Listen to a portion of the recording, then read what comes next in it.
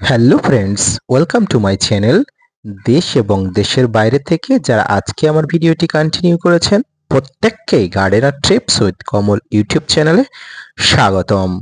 ছাদ বাগানে আমাদের সবচেয়ে শখের একটি গাছ হলো সাইট্রাস প্রজাতির গাছগুলো, যে গাছগুলোতে সারা বছর কম বেশি আমরা ফল চাই।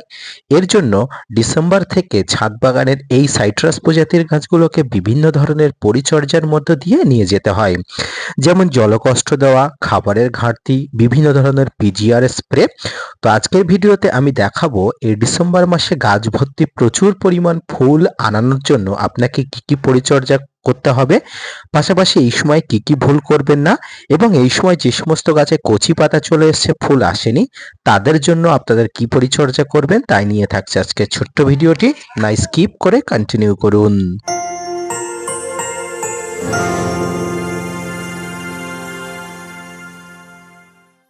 সুপ্রিয় দর্শক মণ্ডলী, ছাদ বাগানে সারা বছর এই ধরনের পাকা লেবু পেতে গেলে আপনাকে ডিসেম্বর থেকে যে পরিচর্যা করতে হবে তার মধ্যে অন্যতম হলো জলকষ্ট।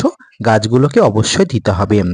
প্রচুর পরিমাণ জলকষ্ট দিয়ে ছাদ বাগানের গাছগুলোকে পাতা ফেলে দেওয়ার মতো অবস্থা, অর্থাৎ মারা যাওয়ার উপক্রমের মতো অবস্থা আপনাকে করতে হয়।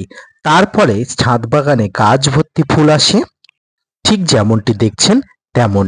এরপরে শুরু হয় আসল পরিচর্যা, অর্থাৎ যে ধরনের জলকষ্ট দিয়ে আপনারা ছাদ বাগানের এই ধরনের লেবু গাছগুলোতে প্রচুর পরিমাণ ফুল এনেছেন, এবারে কিন্তু অবশ্যই আপনাকে পরিচর্যার পরিবর্তন করতে হবে।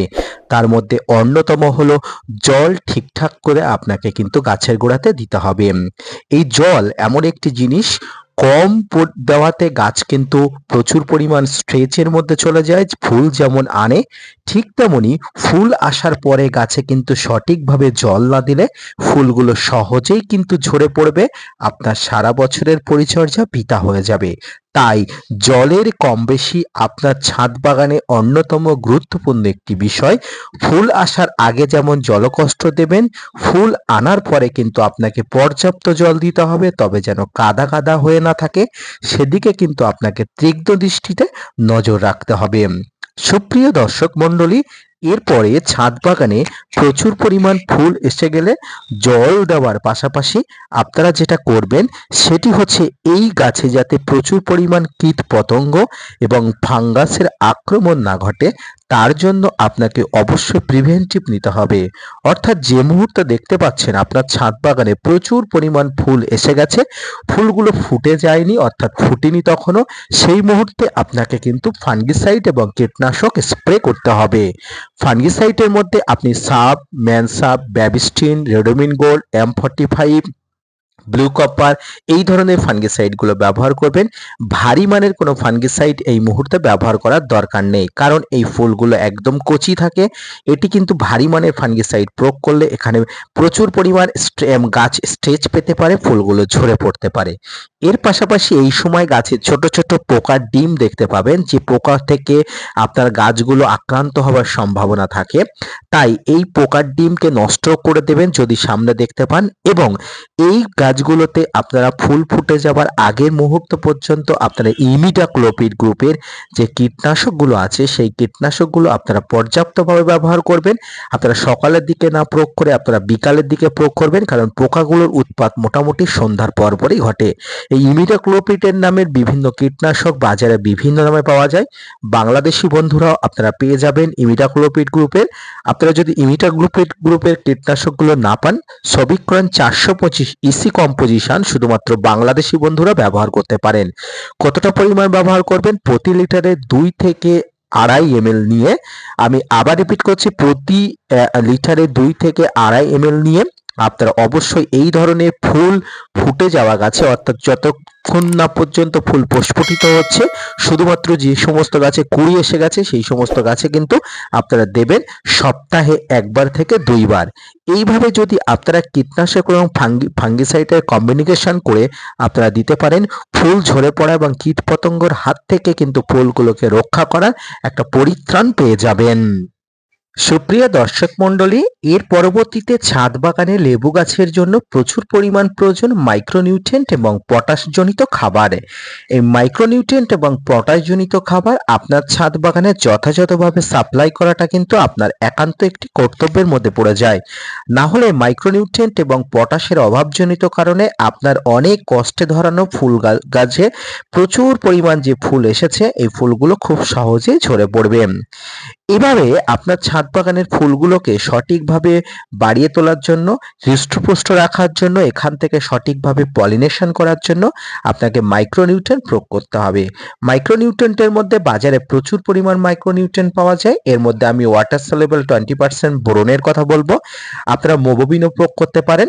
আপনারা যদি ওয়াটার সলিউবল বোরন প্রয়োগ করেন, প্রতি লিটার জলে 1 থেকে 2 গ্রাম নিয়ে ভালো করে আপনারা সপ্তাহে একদিন প্রয়োগ করবেন।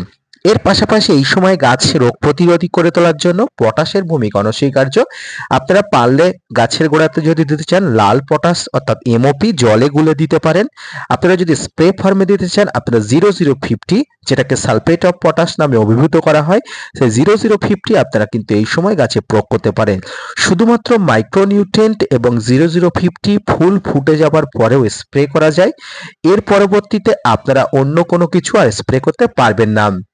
কীটনাশক এবং ফাঙ্গিসাইড যদি আপনার ফুল ফুটে যাওয়ার পরে স্প্রে করতে হয়, শুধুমাত্র সন্ধ্যার পরবর্তীতে স্প্রে করবেন। কিন্তু মাইক্রোনিউট্রিয়েন্ট এবং পটাশ অর্থাৎ 0050 যদি আপনারা স্প্রে করতে চান আপনারা যে কোনো সময় স্প্রে করতে পারেন। এখানে গাছের কোনো এফেক্ট পড়বে না। আপনারা যদি জৈবভাবে কোনো মাইক্রোনিউট্রিয়েন্টের উৎস স্প্রে করতে চান আপনারা সিউইড এক্সট্রাক্ট যেটা লিকুইড আছে সেটাও কিন্তু দিতে পারেন। সেক্ষেত্রে বোরন না দিলেও চলবে, তবে আপনারা সিউইড এক্সট্রাক্টও দিতে পারেন, আপনারা বোরনও দিতে পারেন। তবে দুটির মধ্যে মোটামুটি 3 থেকে 4 দিনের একটা ব্যবধান রেখে স্প্রে করলে বেশ ভালো হবে। সুপ্রিয় দর্শক মণ্ডলী, সমস্ত প্রকার মাল্টা, মুসম্বি, কিন্নু, কমলালেবু অর্থাৎ সাইট্রাস প্রজাতির সমগ্র গাছের একই ধরনের পরিচর্যা। তাই আপনারা ফুল আসার আগে জলকষ্ট দিয়ে ফুল আনানোর পরে কিন্তু এই পরিচর্যাগুলো অবশ্যই করবেন। এবার আমি বলবো যে সমস্ত ছাদ বাগানি ভাইদের লেবু গাছে এখনো পর্যন্ত ফুল আসেনি আপনারা জলকষ্ট দিতে থাকুন। আপনারা গাছকে স্ট্রেচ দিন, পাতা ঝরিয়ে দিন। যদি গাছে কচি পাতা এসে যায় গাছের কচি পাতার ডগাগুলোকে পুনরায় কেটে দিন এবং এখানে একটা ভালো মানের পিজিআর স্প্রে করুন। এক্ষেত্রে লেবু গাছের জন্য আপনারা কখনোই মিরাকুলান স্প্রে করবেন না এই সময়, কারণ মিরাকুলানের মধ্যে যে পরিমাণ হরমোন থাকে সেগুলো গাছকে বাড়িয়ে তোলার জন্য। আপনারা এক্ষেত্রে বুস্টার 2, প্লানোফিক্স, বিভিন্ন ধরনের আরো যে বিভিন্ন ধরনের পিজিআর গুলো আছে, ফ্লোরেল্লা, এই ধরনের পিজিআর গুলো আপনারা স্প্রে করবেন। আপনারা বুস্টার 2 দিতে চাইলে আপনারা অবশ্যই প্রতি লিটার জলে মাত্র 2 ফোঁটা, আপনারা বাম্পার দিতে চাইলে প্রতি লিটার জলে 3 থেকে 4 ফোঁটা।